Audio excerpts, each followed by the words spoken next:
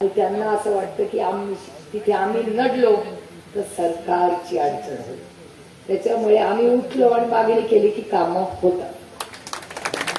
आणि एका अर्थी त्यांचं सरकार नकोच येऊ दे, कारण का आपल्याला बोगदाच नको. हा तिथला मुद्दा. पण मी तिथल्याही लोकांसाठी भाषण करतो. जसं ह्या भागाचं आहे तसं आपल्या त्या भागातल्याही लोकांना पाण्याची गरज आहे. मी कधी अर्धवट भाषण करणार नाही. मी महाराष्ट्राची आणि भारताची लोकप्रतिनिधी आहे, त्याच्यामुळे सगळ्यांना बरोबर घेऊन जायची जबाबदारी ही माझी आहे. ह्याचं नाकदाब मग त्याचं तोंड उघड असलं सगळं भानगड आपल्याकडे नाही.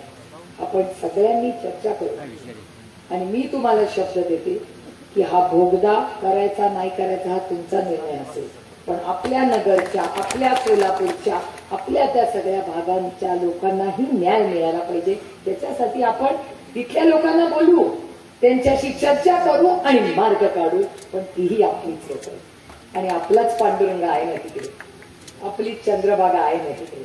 त्याच्यामुळे मी बोगदा करायचा का नाही, पाण्याचं काय करायचं हा विषय तुम्ही आणि या सभेत नाही ठरवू शकत. हा तुमच्यावर आढळत.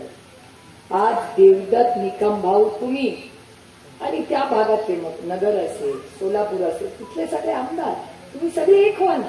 हा आपल्या महाराष्ट्राचा प्रश्न आहे. तिथे आपल्याच लेकी सुना, आपली पोरं आहेत ना, कोण बाहेरचे आहेत.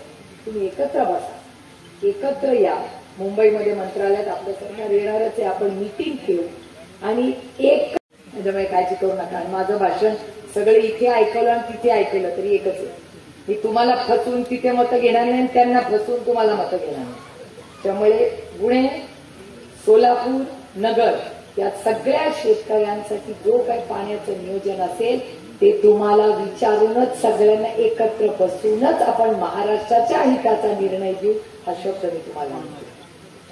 आणि दिल्लीत कोण ऐकतं दिसतं काय नाही, एवढं निवडून तुम्ही ठपा ठपा ठपा मला दिलंय. मागच्या वेळीच होतं तेव्हा मोदी सरकार होतं, आता मोदी सरकार नाही राहिलं, आता एनडीए सरकार आहे. एवढी आम्ही असतो इकडे की तिथून ओरडायला लागली की आम्ही उठतो म्हणतो किती बघतात, कारण का झालं तरी 102.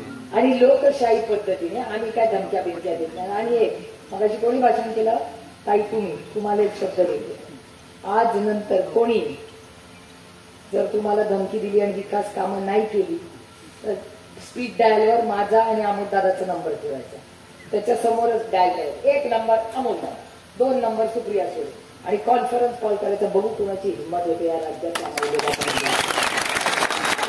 आमची महिला आहे म्हणून उगाच येऊ नका. त्या धनंजय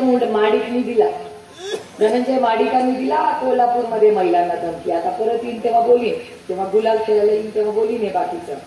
पण एक सांगते, मगाशी आणि काय सांगितलं मंत्री भाषणात की कोणीतरी नोकऱ्यांवर धमक्या देतं. कोण म्हणलं मगाशी?